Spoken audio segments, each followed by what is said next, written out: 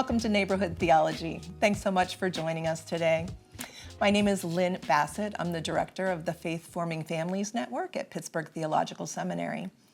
Our network is part of the Neighborhood Collaborative at PTS, and the Neighborhood Collaborative is where we connect the learned theology of the academy with the lived theology of the church and society to form present and future Christian leaders in service to their communities and their contexts. Today's guest is the Reverend Katie McNeal, who is the pastor of St. John's Lutheran Church in Mars, Pennsylvania. Welcome to joining us today. Thanks, Lynne. It's great to be here. Thank you so much. So as far as the neighborhood theology idea is concerned, a lot of that for us comes into play in this idea of we are doing ministry in context. We are St. John in Mars. We're not St. John of the entire United States. So we focus our theology, we focus our ministries, we focus how we proclaim the gospel within the context of Mars and the surrounding areas. So how do you get to know your neighbors?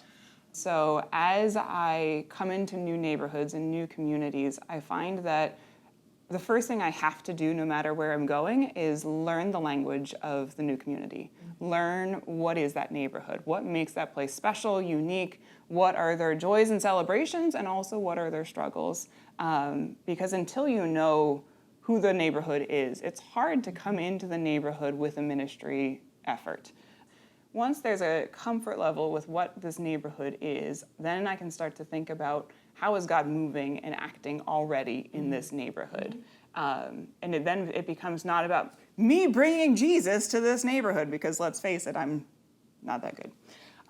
Instead, I start to look around and I notice God is moving when that woman who's cutting the hair is telling everyone who comes in and goes out how beautiful they are before and how beautiful they are after. Like, that is spreading God's love right there. Yeah. And when you go to the coffee shop and it takes you 20 minutes to get your coffee, it's not because he's slow and irritable. It's because he's taking a long time to chat with people and hear about what's going on in their lives. And by connecting with these stories, then you can connect to the neighborhood and you can connect to what God is doing there. And when you see what God is doing in the neighborhood already, it becomes, I don't want to say easy because it's still challenging, but it becomes smoother to figure out how the church can step into those spaces, come alongside the neighborhood, serve the neighbors in a way that they need to be served, as opposed to in ways that we want to serve them. Right. And so St. John has tried to do that in a few different ways. We get involved with, like, the marching band needs hosts for meals during their band camp. So we're hosting a meal next week. And then we utilize our resources. We've got people who are connected to the volunteer fire department. We've got local business owners in our congregation. So they know people, and they let us know when people are struggling, so that way we can come to their aid as best we can and come alongside them in their struggles. Our subject matter is children and families. You use something unique to minister to children and families. Can you tell us about that? Absolutely. So as you know, Mars is a big family neighborhood. There's a great school district there, and so we've got a lot of families flocking to the area, and a lot of families who have not necessarily started off in the church. And so they're refinding their way back to the church, which means then that parents and children alike need to find their faith again. They need to grow in their faith. And so rather than siloing them off, so the parents are over here and kids are over here, we've adopted this model called Messy Church. And Messy Church started off in the UK, and it's grown ever since then. And so what Messy Church is it's all ages together. It's an intergenerational ministry. We come together, we have a family-style dinner, and then we have activities spread throughout the basement, and families move together. So that way parents and kids together are engaging with their faith through these activities. And then we do a celebration with music and prayers, and it really is the families worshiping and participating in their faith together. I mean, the families love it. They've told me on several occasions that we've had several new families join, and each time it's been a family that's joined, the common theme has been we wanted someplace where our entire family was excited to come. And this is a church now where it's the kids who are telling the parents, I want to go to church. And nothing warms a parent's heart more than the kid saying, we haven't been to church in a couple weeks. When are we going? I would think, yeah, definitely. But incorporating children isn't always easy. No. So can you tell us about any particular instance when you really have had a difficult time and have struggled through something, either, in committee or as a community that involves children, and how you resolve that. I will say every now and then you do get someone who says something along the lines of the kids are too loud in worship. And for the most part, the leadership of the church is all on the same page as far as saying, but this is where they belong. And so to help kind of mediate some of those confrontations, we've also been working on bettering our sound system. Because sometimes when they talk about the kids being too loud, what they're actually saying is, it's hard for me to hear. And so by improving our sound system, we can make sure that there is a more equal soundscape in the space. So that way they're not far from the speakers, but close to the kids. They're always close to the speakers. So I've started to reframe my theology and also the way I talk about Christ using kids a lot. Because the kids is something that we see, it's something that we get, and it helps bring that academy language down into what we're experiencing with our everyday lives. Mm-hmm. I mean, there was a time when we were reading from Paul, and Paul was talking about flesh versus spirit or whatever, and this little 7-year-old who was playing with his fidget toys and doing his thing and apparently totally uninvolved, you could see his head snap up all of a sudden. He goes, flesh? And everyone kind of gave a little chuckle because you could hear him engaging in that moment. And if he hadn't been there, he would not have had that experience. I was to say, I'm thinking along the lines of things get static. It's easy to forget joy without kids. Well, because they snap back their heads and they say, flesh! And, they're always listening. We think they're not, but they're always listening. I never thought of that word being weird in the Bible, but it was very concerning to him. But that's the unique perspective that they do bring. And they do wake us up to asking the questions, because it's easy for us to take for granted what we know or what we think we know. And then when the kids pop in with but wait, I have a question. It's like, wait, I don't actually have an answer for you. Let's think about this for a second. But even in our confirmation class, there was one girl, I forget the question now, which is unfortunate, but it was something about, if Jesus heals us and saves us, why are we still hurting? With this idea of mental illness and all this stuff that we see so prevalent, especially in kids' lives these days. And that one question sparked a deep theological dive with us, together kind of workshopping what does this question mean and how can we approach it. And then it also sparked us to have this entire series of worship about what questions are we afraid to ask. Because the kids are sometimes more bold to ask the questions. Yeah. She was the impetus behind this idea of ask the questions. There's no question too simple. There's no question too weird. There's no question too hard. Ask the question. And without her being the 12-year-old that she was at the time, I'm not sure she necessarily would have had the boldness to ask that question. One kid asked me to explain the Trinity. And grown-ups, you can give grown-ups the pat answer, 1 and 3, 3 and 1, we don't understand, but that's it. But kids push. They do. They do not accept that pat answer because grown-ups, we're kind of willing to just be I don't know where God is. It's no. let's dive in and talk about this for a second. Because I've been in churches where there are no kids, and it's such a different experience. People come in, they greet each other. I mean, they're very welcoming, very friendly, but there's still a sense of, there's a status quo that's just being held. They come in, they sit down, they go through the motions of worship. Nothing interrupts their worship time. There is no reminder of life outside of worship or anything like that. And then they have their cup of coffee and they go. And it's a little placid. It's just flat. But when the kids are there, you never know what's going to pop up, which reminds us so many things. It reminds us to be joyful. It reminds us to be light. It reminds us to be playful. It reminds us to ask the questions. it reminds us that we are there for the body of Christ and not just for ourselves. We're there for everybody all together, just because it is so down to earth. It is so grounded in the lived experience of people and not just some theological brain exercise I'm trying to get across. So to not have kids in worship, you lose a lot. And I'm thrilled that I'm in a context where the kids are not only tolerated but celebrated. Yeah. Because I think St. John does recognize how much of a gift the children are in worship. And not just for the pat answer of, children are the future of the church. Right. Children are the church. And the churches that recognize that and celebrate that, I think, are poised to really see the gift that the kids are and how the church would not be the same without them. And by being so intentional in, who is included, it almost parallels family.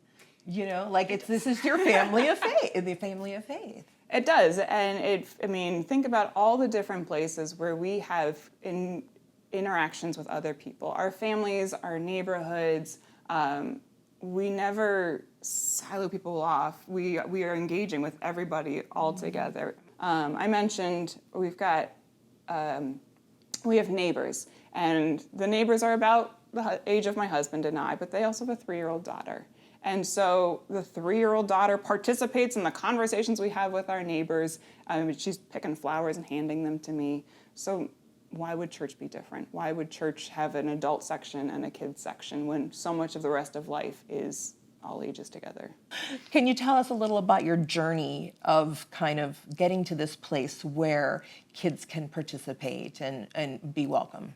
Yeah, so like I said earlier, St. John has always been a place where kids are held in a spot of value and importance. And that's one of the things that I really loved about them when I came there. So really, I'm just highlighting what they've already got going on.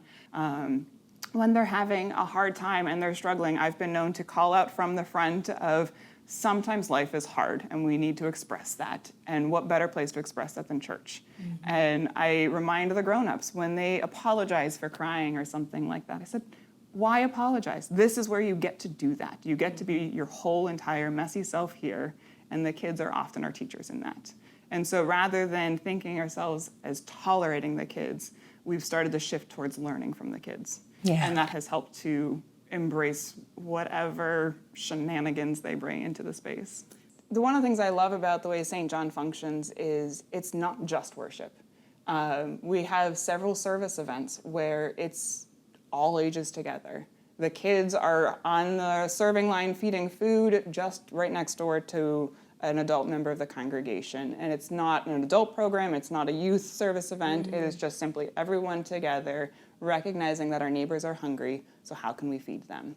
A couple of times a year they go grocery shopping, where we've got all ages together going grocery shopping to make meal kits for holidays and things like that. And so this church really does try very hard to make sure that every aspect, whether it is worship, whether it is faith formation, whether it is service, whether it is evangelism and inviting people, all the ages are involved in every aspect of the church, and not just as observers ever, but always as participants in what's going on in the life of the church. It really is a community. It is. I know that it's really hard for some people who are kind of siloed with children, or people who have a passion for children's issues. It's really hard for them to feel supported. I agree wholeheartedly. So before I became the pastor at St. John Mar's, I was living in Connecticut as the Youth and Family Ministries director. So I was that person who was, all I deal with is the kids, and I would sometimes look at, quote, the adult ministries and be like, well, but they're over there. And it felt lonely sometimes. And I never had this opportunity in Connecticut, but coming out here, you guys have been hosting these children's spirituality breakfasts, and they've been great because I get to hear what other people are up to. I get to take inspiration from other ways that people are integrating the ages together. I get to hear the struggles that other people are having and commiserate with them and come alongside them and say, yeah, it's so hard. It is so hard when there is budget for this but not for this. It is so hard when we don't even know where the kids are and we can't even find them to invite them. to have that community, to have that collegiality is so helpful on so many levels. And sometimes it's just for support, it's just for moral support. But a lot of the times it's also because it's a great space for idea sharing, it's a great space for being creative and workshopping things and spitting ideas back and forth and bouncing things off of each other. And it's been a place that I enjoy coming just for that sense of commonality and community. And it's great to be in a space where you know that everyone shares that value, that kids, grown-ups, teenagers, babies, everyone all together belongs in a space where they feel loved and valued, where they can feel God moving in their life, regardless of their circumstances or age. It's wonderful to have a space where that's not something you have to articulate, it's something that's assumed. And then you get to go to the next step and say, well, now what? What would you say to other ministers, colleagues, that see children in their communities but don't really have children in their churches? I would say you're not alone. I would say that happens in so many contexts. And once the church has no children, it is really hard to get families and kids involved. But I would remind folks that it's not all about Sunday worship. Sunday worship is just one small part of what it is to be church. And we have, at St. John, we do a community youth group and a community kids club with other area churches. So that's a great way to get involved. See if other churches would like to participate in a community-wide youth group. But then we also, as part of that youth group, in addition to the meetings at the church, which they sometimes invite friends to, we do service projects, we do social events, and then we always encourage them to bring their friends. And when you do things where there's a project, a task, a sense of purpose and good making, families and kids, they like to participate in that. And so when you do have a service project of, serving a meal or making tie blankets or whatever, if it's something that families can participate in, invite the community. And if that's not working too, just be there, be a part of the community. If there's community events, show up and be a joyful presence, be a generous, joyful presence. We've got a marching band in town, and so we're going to feed them for one of their nights of band camp because that's where the kids are. If they're at soccer practice, can you bring the snack for a week? Just show up and be a joyful, generous presence. And don't worry about the Sundays part. That'll come. First, just let the families and kids know that you love them, you support them, and you want to be there to help them through their lives. Kids and families are so busy these days, right? So they have a complicated world, and then they have a complicated life in a complicated world. Are there any magic answers for when is the best time, or what is the thing that might catch their attention, or? I would love to say yes, but I think you already know. The answer is no. Literally every night of the week, every morning of the weekend, someone has something. Yes. There's the schedules I hear from parents are just insane.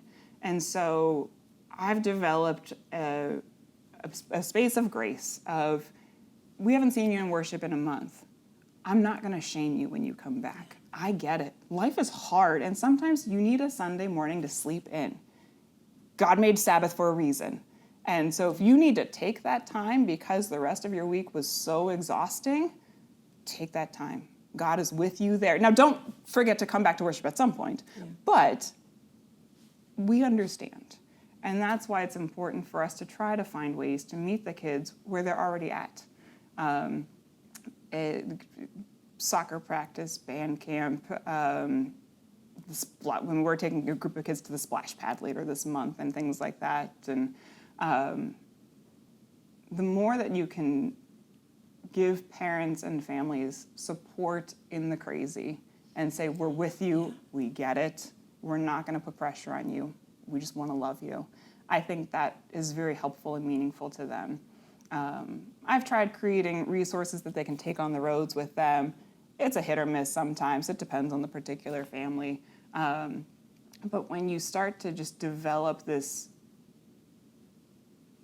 pool of conversation and ideas, and you just fill every conversation you have with love and grace and the good news of Jesus Christ, then the kids start to ask questions of the parents in the cars. And those conversations start to happen away from us. And that's gold. Yeah. And so just because you're not seeing them on Sunday morning doesn't mean that you're not impacting them. It doesn't mean that they're not having those conversations. That means that I'm honoring the faith formation and the devotions that are happening outside of the church walls.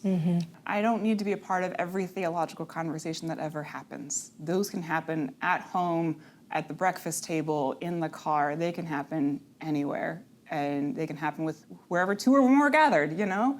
And it's good to support the families and encourage them to do that, because sometimes they forget to do that. Sometimes they're so busy stressing about getting from A to B, they forget that they've got 20 minutes in the car. So ask a question, even if it's as simple as, how did you see God's love in action today? Ask the question, see what happens, because kids will draw it out of you. When a grown-up asks that kind of a question, the kid will start to say things that might just blow your mind and that will just astound you. And then the grown-ups can get involved too. And you can start to have those kinds of conversations wherever you are. And so the more the church can help people figure out how to have those conversations. So if you don't have any kids in your church, that's okay. You can still inspire people to have those conversations. And then when you become that space where those conversations are welcome, you never know who will walk in your door. Katie, you were such a wonderful interview, and you've shared so much of your thoughts and your experiences. I've really appreciated the time that we've spent today. And thank you. I mean, I love this stuff. This is stuff I'm passionate about. And so the more I get to talk about it and make my thoughts in a space where it can be hopefully a conversation starter for so many other people, I'm happy to jump at any of those opportunities, because these are things that are important, and they shouldn't just stay in the academy. They should be out on the ground in the lived experiences of the people. Yes. And so I'm hoping that this is really just a conversation starter. I don't have the answers, but hopefully I've got a couple of questions that will help people find their own answers. Awesome. Thank you.